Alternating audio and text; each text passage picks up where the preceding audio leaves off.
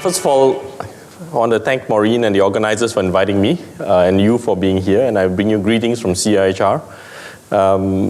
You know, when I was in training for a long time, and whenever people asked my wife what I did, she would say, student. And then they would ask her the next question, when will he finish? She says, never. And then finally one day I did finish, and then I became a researcher, and then I would apply for grants for money and all that, and then people asked her what she did, and she said, beggar. And now I'm at CIHR, I actually give out the money. And now when people ask her what I do, she says, chief beggar. So there we go. All right. I'm talking about neonatal care, but in fact, I'm talking about paradigms of care and models of care. And I'm using neonatal care as an example because it's the area that I've been working in for some time. So I will ask you to think about that in that context. So I have no conflicts to declare. I founded the Canadian Neonatal Network in 1995, and it currently consists of all 30 neonatal intensive care units across Canada. And we collect data from every patient who's admitted to any NICU in the country, and all the information comes to the coordinating center, and then we use that to benchmark. We heard about benchmarking this morning. And to look at outcomes and compare outcomes across the country. And the idea behind that is to find out how we are doing. Are we doing well or not well? Who's not doing well and why? And then we publish an annual report showing the outcomes at every hospital and of different kinds of patients so that we can look at how we can improve care. Okay. Now, so why? Why did we do this? The story actually for neonatal intensive care started in the 1960s. And I don't know how many of you know this story, but it started with President John F. Kennedy. His eldest son was born premature, and he had respiratory distress syndrome. Now, in 1960, the only hospital in the world that was doing assisted ventilation for babies with RDS, as we call it, was the Hospital for Sick Children in Toronto on an experimental basis. So a national debate ensued in the United States as to whether to send the president's son to Toronto for treatment. Now, that was a national scandal. Now, they decided not to. They kept the baby at the Bethesda Naval Hospital. The baby died. And from that day on, the government in the United States invested huge amounts of money into neonatal care and the start of neonatal intensive care. Because previous to that, in fact, all babies looked after in the pediatric ward, not in neonatal intensive care. And all around the world, we began to invest as well. And as you can see from the slide here on the left-hand side, from the 60s to the 80s, we saw huge improvements in outcomes. Mortality dropped, morbidity dropped, outcomes of babies improved. And you know, there was a lot of optimism about what we can do, you know, and in fact, it was a very positive thing. However, we noticed a different trend. From the 1990s, for the past 20 years, until about 2010, in fact, the outcomes plateaued. We were no longer seeing improvements in outcomes anywhere in the world. And many people were saying, well, maybe we've reached the limits of our technology. And maybe we need another jump in technology before we can improve outcomes in the NICU further. So the question then was, so what do we do in the meantime? Do we just sit around and wait? Or is there anything else we can do? So we looked at our outcomes in Canada from the Neonatal Network, and we realized that there were differences in outcomes in different hospitals. Some were better at certain things than other hospitals and vice versa. And so the question became, can we do something about that? Because if some people are having better outcomes than others, can we use that experience, that information, and expertise to try and make changes? And that was the whole rationale behind this movement. Now, at that time, there were about two ways by which you can change practices. One is you do an RCT and you show people that A is better than B. And the other is you do what we call CQI, or continuous quality improvement, which many hospitals were doing. Now, the problem with RCT is that it's very expensive, takes a long time. You can do drug A versus drug B. If it's multifactorial, it's very difficult to do, and so forth. And it's not so practical, really. On the other hand, our scientists rejected CQI outright. They said this was very non-scientific. Essentially, you go to that famous hospital down the road, see what they do, you copy a whole bunch of stuff, and you hope it works.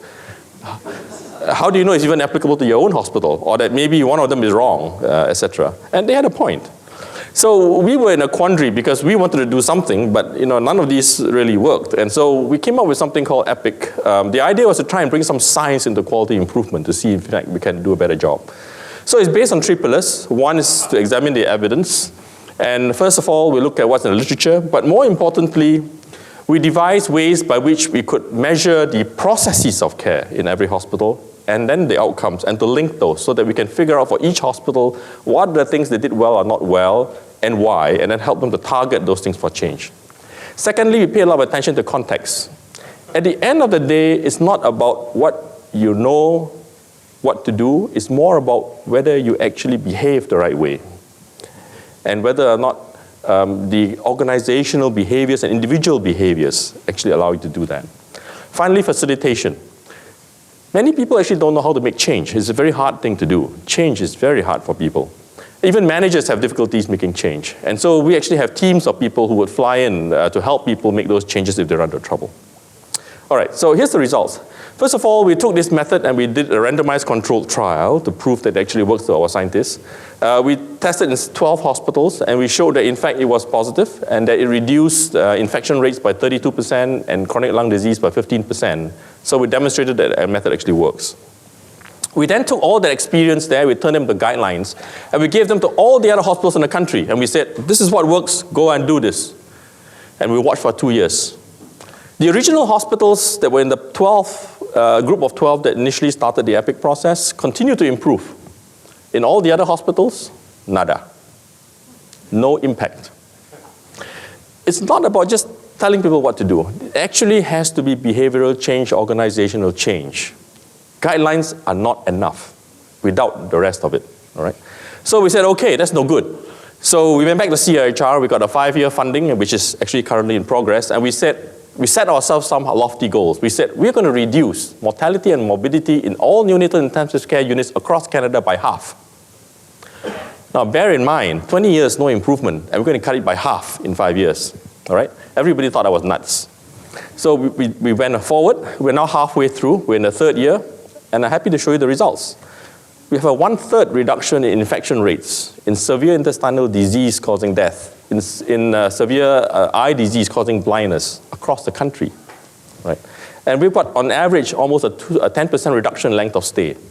The numbers of babies who are being discharged from our NICUs now without complications has gone up by 28%. Now, these are huge improvements, right? And I'm actually optimistic that at the end of 5 years, we will cut mortality and morbidity in our NICUs across Canada by half. I think we're well on our way to getting there. And in fact, many other countries around the world are now coming to us to find out how we are doing this, because we are showing some really good results. Okay, now I'm going to talk about something else. Family integrated care. So we started learning from each other in Canada. This is a collaborative thing. So we learn from each other to find out who's doing better at what and how we're doing it, and then learn from each other. And we said, maybe we can learn from other countries too. Let's see what other people are doing around the world and see if we can learn something. So I'm going to show you a couple of stories. The first one is actually from Estonia, all right? Now you ask me like, Estonia? That's a third world country. I mean, like, what's there in Estonia? Now this is a maternity ward in Estonia. When you walk into this maternity ward, you'll see that there's a double bed. When a mother is admitted to give birth to a baby, the father is also admitted. His job is to look after the mother. And we said, wow, here in Canada, if you go to any of our maternity hospitals, you get one bed for the mother. The father usually stays, but we give him a chair if he's lucky or a mat if it's not. Right? So what's wrong with that story? And then we call ourselves family-centered care. Like, something's wrong with that. Okay? Now, when a baby is admitted to the NICU in Estonia, the team looking after the baby includes an adult physician, a clinical psychologist, a therapist, and a midwife, and their job is to look after the rest of the family, not just the baby. So that when you look after the baby in Estonia in a hospital, you also look after the whole family, because they say if the baby is in trouble, the family also needs help, right? And I thought, wow, family-centered care, okay, now a different concept, right? Now this picture here shows a small gym there, and that's not for the nurses and the doctors, that's for the parents, right? And I'll show you why in a minute. Now, Estonia used to be a very poor country. It still is poor. They were part of the Soviet Union. So they had no money and no nurses. And so they had to start using parents to look after babies. So back in 1970, they started doing that. And what they found when they did that was that actually it was good. So now it's standard of care in Estonia all across the country. Whenever a baby is admitted to the NICU, the mother is also admitted, or some other parent is also admitted. And she or he stays there 24/7 to look after the baby. The parent's job is to do all the care for the baby. The nurse's job is only to teach the parents, not to look after the baby, right? Now, what do I mean by that? Well, the nurses do the specific procedures, for example, IV medications, etc., because there are special skills that parents are not taught. But other than that, the parents are actually asked to do everything. They do ward rounds, they do medical reports, they do medical charts, they do everything, right? And they stay there 24/7. Now, when they did that, they found a 30% reduction in infection rates, 30% improvement in weight gain, 20% reduction in length of stay, 50% reduction in nurse utilization. Right? And so as a result of that, and they published a paper on this back in 1970-something, since then, for the past 40 years, this is standard of care in Estonia. It never caught on anywhere else, right? Because in the West, we all thought that, well, you know, if you want to look after sick patients, we are a highly technological and highly advanced country. We have to have special expertise to do that. Parents can do that. And we've got different social circumstances and so on and so forth. So I was intrigued by what they had done, and nobody else was doing this. So I came back, and I talked to our colleagues here. So I spoke to the doctors, and they were very skeptical. They said, you know, it's the world country, medicine not very advanced. You know, here in Canada, it's very different. I talked to our nurses, and they were very upset with me. They said I was trying to steal their jobs, and that the mothers had no expertise. How could they possibly do this? And by the way, the social circumstances are different. You know, parents have other obligations and so forth. So I went to talk to our parent advisory committee. They thought it was the best idea since sliced bread. So I formed a committee, a multidisciplinary committee. I brought doctors, nurses who were sympathetic to the idea. And I brought a whole bunch of parents in. And I told the parents, you tell us how to make this work in Canada. What can parents do? How do we teach them? Etc., etc. And I put them in charge. I said, don't worry about these people in white coats. They just there to help you. You tell us. Now, we forget that parents are not just parents. Parents are also lawyers, teachers, accountants, doctors, nurses, etc. So the lawyer would stand up and say, I will deal with the legal. And the teacher would say, I will deal with the educational, and so forth. They spent 6 months. And after 6 months, they came back to me with a binder that thick. And they had thought through everything. What can a parent do? How do you teach the parents? What do you do if they are not competent? How do you assess competence? So on and so forth. How do you teach the nurses to teach the parents, and so forth? I was impressed. So I went to the hospital, and we went through legal, liability, also ethics, everything. We got it all cleared. And then we started a study, a pilot study to see whether this can actually work in Canada. All right? So we recruited 40 patients and 80 matched case controls, similar kinds of patients, but not in the study. And I set aside 4 beds for this out of our, we have 57 beds, and I set aside 4 in Mount Sinai Hospital. And the nurses were very against this, so I asked for volunteers. And some nurses volunteered. They thought it was a good idea. So I only used volunteer nurses to look after these patients because they were the ones who were prepared to do this, you know. And so we went on our way. Now, this is what we actually call family-centered care in Canada. We have some words are missing there, but in the middle is the baby, and then there's a nurse, there's a doctor, there's a therapist. The family is actually outside it. What we call family-centered care is actually a process by which we try to arrange our activities so that, you know, it's not so inconvenient for the parents to come in and see their baby. That's what we call family-centered care, right? Now, what we really need to get to is this kind of a model, where the family is actually in the center, where the family is actually the whole being about what you're trying to look after, and the parents are actually integral to the whole care process. Not only that, they are central to the whole decision-making in the care process. So we got some funding from formerly called Alberta Heritage Foundation, and then from Ministry of Health in Ontario. And we decided to recruit, you were a bit wimpy, so we recruited all babies who were on CPAP, or continuous positive air pressure or less. Didn't matter how small they were. As long as they were not on a mechanical ventilator, they could be recruited into this study. And we developed a model where the parents provided all the care. We told the parents they had to be there at least 8 hours a day because we were not sure whether they could spend the whole time. And many of them actually started with 8 hours and they went on to 12, 16, and some stayed the whole night even. And we had to create rooms for them to stay in. And we had tremendous support from parents and parent volunteers. We estimated we would get 20 to 30% enrollment because parents may have other obligations. We had 80% enrollment. All right. They came from all walks of life and all levels of education. And then we started this study, and here's the results. After 1 year, we completed the pilot study, and we compared the results, and we were astounded. The group that was looked after by the parents, 25% improvement in weight gain compared to the group looked after by nurses. Infection rate was 11.5% in the nurse group, 0 in the parent group. Parents will never let you touch your babies if you don't wash your hands. I guarantee you that. The critical incident reports, mostly medication errors, dropped tremendously. Parents don't make mistakes, There was decreased parental stress, increased parental satisfaction. Breastfeeding rates went up from 45% to 85%. Right? So overall, all positive. So what was even more interesting was that all those other nurses who were initially very skeptical about this whole thing, they were watching this thing with eagle eyes. By the time we finished this study, most of them said, this was good. This was right. And now they are all fervent supporters of this. We also brought parents in. Many parents came as supporters and as helpers. They became parent buddies. They helped parents. If parents were not there, they would take over their care of the baby from the parents.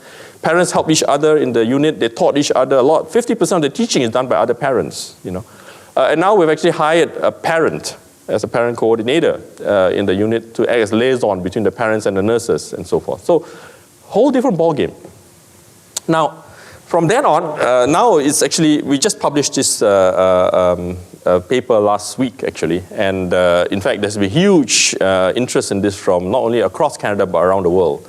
And everybody's looking and saying, like, wow, this is something quite different. Because it's a whole change in the whole paradigm of care. It's a whole change in the power and the decision-making, etc. These parents are part of the medical team. They do ward rounds. They make decisions. They do the medical charts and so forth. And I'll tell you a story. This is a story, but it's a true story. There was one baby who was having a lot of apneas. Now, apneas is a condition where the baby stops breathing because they have immature brains and sometimes forget to breathe, and so blood supply to their brains gets cut off. It's a problem. So what we do is we treat babies with apneas with a stimulant like caffeine. If that fails, we use CPAP, and then if that fails, we intubate and ventilate the baby.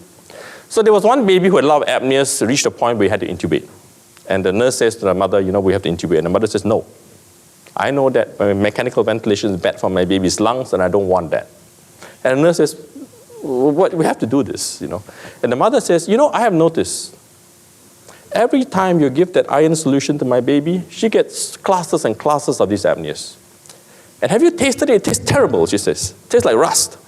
And I bet it's because my baby doesn't like the taste of this medicine. And the nurse is going like, okay, this is a bad idea. But the parent's in charge now, right? So she has to negotiate. So the nurse says to the mother, all right, I tell you what. I will change that iron solution to a strawberry-flavored solution. And if we still get apneas, we will intubate. And the mother tests it and says, yep, tastes good, fine. Guess what? No more apneas. And I'm thinking to myself, how many babies did we intubate? Because we did not realize babies have a taste. We always thought it was an acquired problem. Maybe not so, all right? Okay, so now we've got CHR funding. We are going for a multi-center cluster randomized controlled trial in 16 hospitals. It's happening right now. We hope to have the results by next year. There's a lot of enthusiasm all across the country. Our nurses and parents are going out teaching everybody and telling them what to do, etc. And if that works, and the results are as good as our pilot study, this will be standard of care in all NICUs across Canada by the end of next year. All right.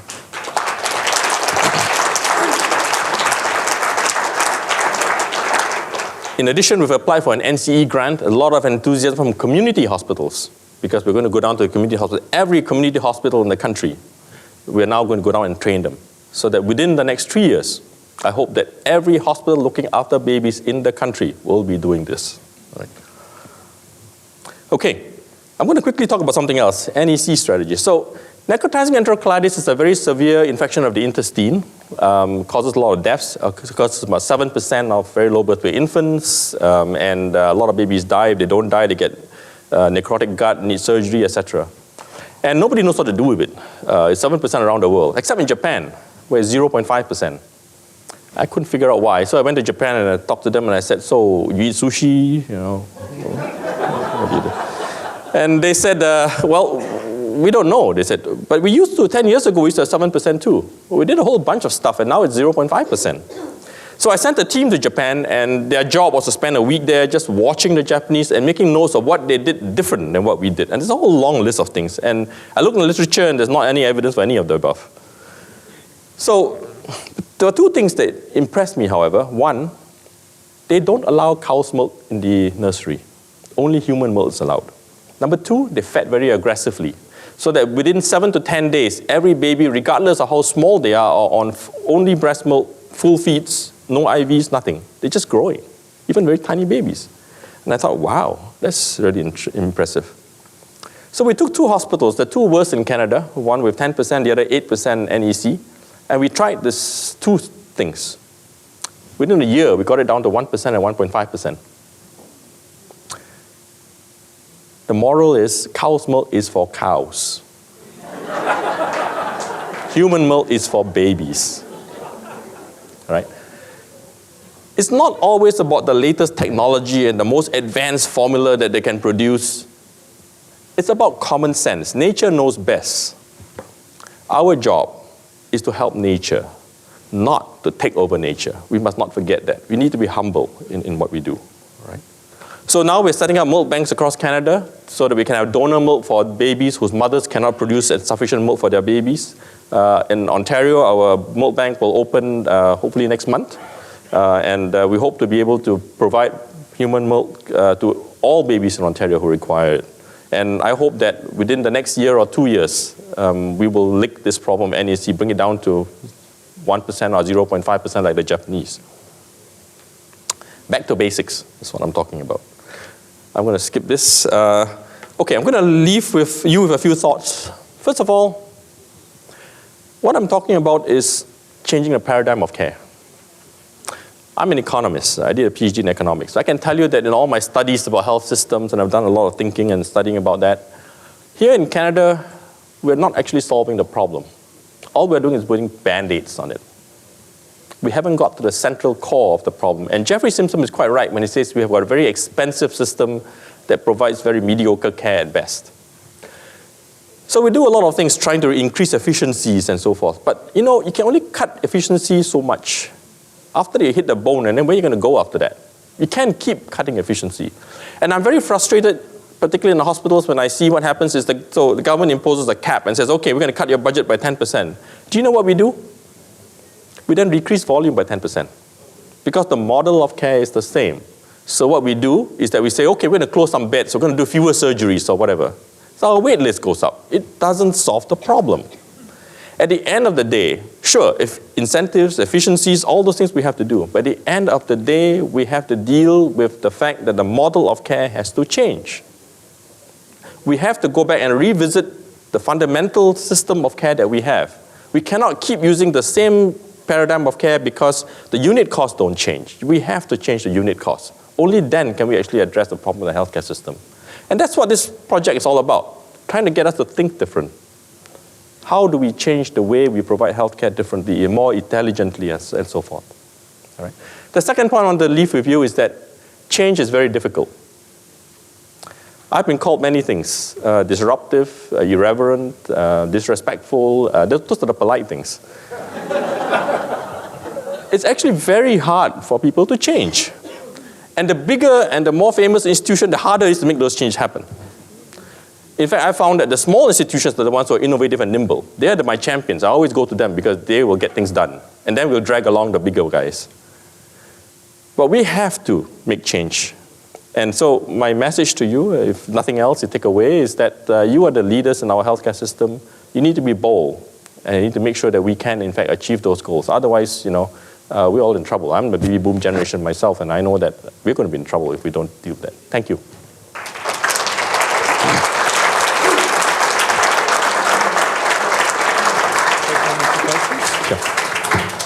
I think we have time for one or two quick questions. It's such an imaginative and inspirational story.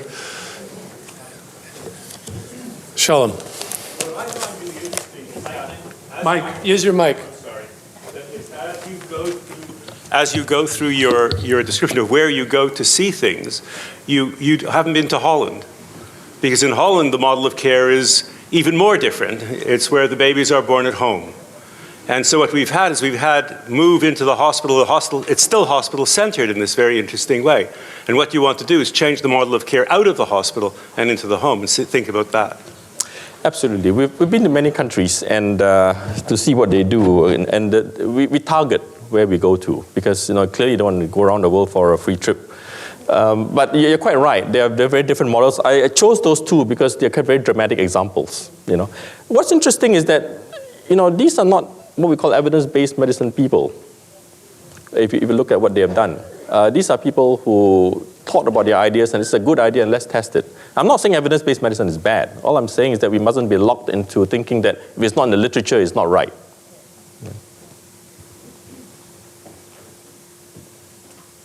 Other questions or comments? There's one hand over there. Sorry, go ahead, please. Is it on? Thanks. I'm Bev Johnson from the Institute for Patient and Family-Centered Care in the United States, and I would just like to celebrate your openness and your innovation to really help us rethink the model of care. I applaud the work for newborn intensive care, but I hope everyone here will think about what you've said and the way you've gone about this learning, to think about it not just for fragile infants and their families, but what you're talking about is just as relevant at the other end of life for the frail elderly, that we can involve family and however they define their family in care and decision making. So I hope you've stimulated that kind of thinking. Bev, thank you. I didn't say it, but in fact it's true. This model of care that we are using in the NICU, if it can work in the intensive care, it can probably work in all of pediatrics. It can probably work in chronic care, palliative care, geriatric, etc. So it needs to be tested in all these things. The funny thing is, when I talk to my colleagues in developing countries like in Africa and India, they say, well, so what's so innovative about that? We've been doing that for years. We never had any nurses. So. Thank you. Thank you very much once again, Shoo Lee.